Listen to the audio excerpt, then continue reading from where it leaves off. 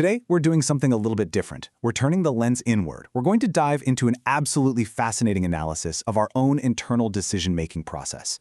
More specifically, we're unpacking a secret, nagging presence that every single one of us experiences, yet we almost never talk about. We're talking about the voice that nobody else can hear. So I want you to really think about this for a second. Have you ever felt that sudden, unexplainable urge? That completely silent thought that just pops into your head, telling you to do something you know for a fact you shouldn't do. It's not a hallucination, right? It's just that internal whisper. And if you pay attention when it shows up, the source material points out something wild. It actually seems to know our weak spots. It creeps back in when you're exhausted. It gets louder when you're angry or frustrated or just sitting alone. Section 1, the silent voice. What's so crazy about this voice is how it actually operates. It doesn't need to shout at you. It's usually just an idea, just a tiny two-word sentence that crosses your mind. You know you shouldn't do the thing, you've already mentally decided against it, but it persists. You try to ignore it, but the thought comes back. Do it. You try to change the subject in your own head. Do it. You desperately scroll on your phone to find something else to focus on. Do it. The pacing of this internal impulse is just relentless. It's rhythmic, and honestly, it's incredibly annoying. And it just keeps looping. Do it. Until there comes a very specific moment where your mental resistance simply starts to tire out. That constant, dripping friction just wears down your defenses. And that is exactly when the voice completely shifts its strategy. Right here is the dangerous turning point. When demanding doesn't work anymore, the voice starts negotiating. It stops asking for some massive, permanent change in your character, and instead, it asks for a tiny, seemingly harmless concession. Just this once. Think about that. How many absolute disasters in human history started with those exact 3 words? Section 2, the exception trap. This whole trap relies heavily on the danger of rationalization. The voice targets us exactly when we're actively looking for an excuse. Let's say you're offered a way to cut a corner or make a quick buck dishonestly. Your first gut reaction is a hard no. But then, step 1 creeps in. Well, no one will find out. You ignore it. Then step 2, come on, everybody does it. You're still resisting, but your grip is definitely loosening. And then comes step 3, which is the fatal blow. You work so hard. You deserve this. Do you see what just happened? We aren't even discussing whether the act is long anymore. We're just running through justifications. The voice didn't ask for a huge compromise up front. It just asked for a microscopic bend in your principles. And that is the just this once effect in full swing. Just this once, I'll lie. Just this once, I'll hide it. Just this once, I'll buy this thing I literally can't afford. Just this once, I'll snap and lash out. The analysis highlights a really crucial psychological insight here.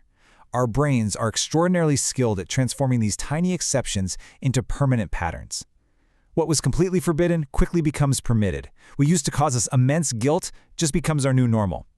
Before we know it, we're standing inside a room we built ourselves, one tiny exception at a time. Section 3. Impulse versus reason. Thankfully, we aren't completely defenseless. There's a counter voice, the quiet voice of our reason and conscience. But here's the catch. It doesn't shout. It never threatens. It simply says, stop. Wait. Think about this. You know this isn't right. And because it's so quiet, it is tragically easy to just completely ignore. The contrast is absolutely stark. Impulse always arrives first, and it wants satisfaction right now. Anger demands a reply immediately. Reason, on the other hand, arrives a little later. It asks for a minute of silence. Wisdom asks for patience. This tug of war is literally the core battleground of human decision-making. Section 4. The power of time. Let's ground this in a real-world scenario that I can practically guarantee you've experienced. Picture this. You get a wildly offensive text message. Immediately, your face gets hot. Your heart rate spikes. You start furiously typing a response. You delete it. You type it again, but meaner. You want to hurt them back. The impulse is screaming, send it. But a tiny fraction of your mind says, just wait. So you force yourself to put the phone face down on the table. 10 minutes pass, then an hour. By the next morning, you read the message again. You're still annoyed, sure, but the raging fire, it's gone. You realize you don't even need to reply. Just inserting that block of time completely neutralized the threat. And this is a really profound takeaway. When we give in to that negative inner voice, we usually beat ourselves up for lacking willpower. We think we aren't strong enough. But the text argues that the missing element usually isn't strength or intelligence or courage at all. It's literally just time. Time is the distance between an impulse and an action. If you have enough of it, you realize that not every single thought that pops into your head needs to become an action. Section 5. the threshold of choice. This threshold we're talking about, this is where the ultimate source of human freedom actually lives. It's tucked right in that tiny gap between what we feel and what we physically do. And honestly, this concept is so liberating. Having a dark or impulsive thought does not mean you are forced to act on it.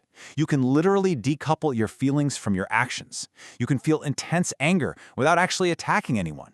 You can feel pure terror without running away. You can feel this deep, burning desire for something without having to possess it. You can feel a crushing urge to quit and yet somehow just keep going. There's this brilliant quote from the source that perfectly sums this up. The feeling may knock on the door, but you are the one who opens it. You can't control every random thought or fear or temptation that your brain throws at you. You just can't. But you absolutely can learn to observe them for a second before you blindly obey them. The original text refers to this exact space as the threshold.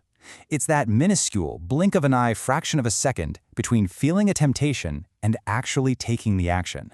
And the explainer makes a really comforting point here. This isn't some scary, judgmental place. The threshold is just a quiet space of pure possibility. It's the exact location where your freedom is kept. Now, let's be real, we are only human. The reality of having choices means that some days we're going to win this battle, and some days we are absolutely going to lose. We're going to mess up. But the material offers a really vital piece of reassurance. As long as you maintain that self-awareness, a wrong choice does not have to become your entire identity. Tripping up doesn't mean you live on the floor now. A fall is not a permanent home. Perfection is not the goal here at all. Consciousness is. Because at the end of the day, true strength isn't about somehow magically never hearing that tempting voice. It's not about reaching some elevated Zen state where you're just never tempted or angry ever again. True strength is hearing that voice loud and clear, understanding exactly what it wants, and consciously choosing to do something else anyway. Which brings us to the final, very quiet question that the threshold asks every single one of us. You've heard the voice, you've felt the impulse, and now, what are you going to do?